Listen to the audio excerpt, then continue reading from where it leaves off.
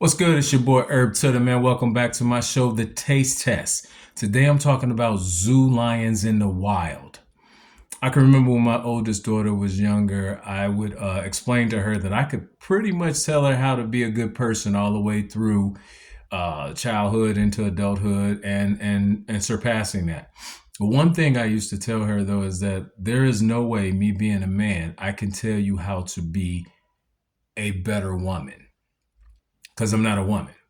You know, I listened to my older son's mother talk about how she could raise him or how she raised him as a good man. But the reality is that I've seen a lot of these younger men come out as zoo lions into the wild, expecting all of us as other lions, meaning men, to treat them the same way that mom treats them after they make a mistake. There are two quotes that my parents taught me, God rest my mother's soul. There's two quotes, that was going to get me on up and through and still get me on up and through. And that's, I'm sorry and thank you. Humility. You know what I'm saying? And I think that that's where we have a ton of entitled individuals now coming out of the household into adulthood, expecting all of us to treat you just like your mom treats you. I used to say this to the young ladies that were going to be dating my sons, is that I feel sorry for the young ladies because we got guys coming out here um, expecting their women to treat them like mom, but not wanting to be treated like a child.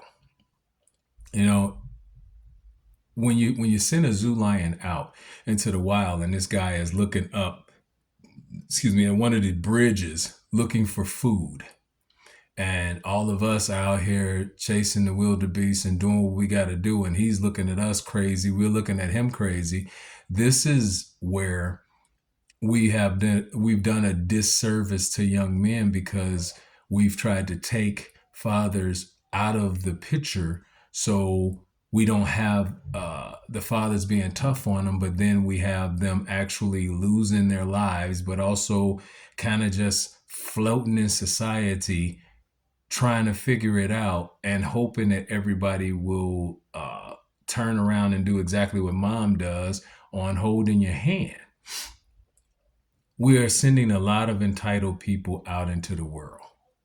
And, you know, if you're not getting your children ready for the wild, and that's young ladies and men, if you're not getting them ready for the wild, then they become prey in a number of ways, So even if it's just having bad relationships, it's because we haven't held them accountable when they were younger. I used to say that when I was teaching, is that you can't tell a senior in high school now that they have to wash dishes. They're going to find every reason not to.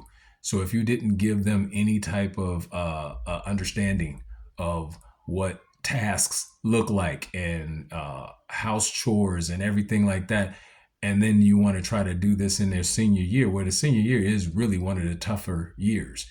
So they're going to find everything not to be held accountable, but then they go to college and end up rooming with other people that feel like, hey man, I'm gonna need you to be a little more clean because I come from a household that held me accountable. So now they still don't understand how to get into society and figure out, just kind of what to do to hold themselves in the right, standard for everybody. We do 100% disservice if we're not truthful.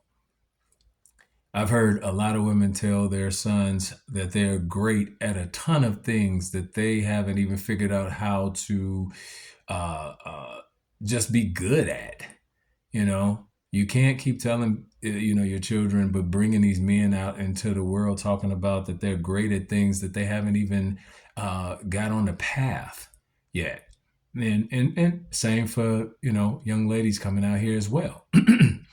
We have to understand that we can't just expect everybody to treat our children the same way that we treat our children.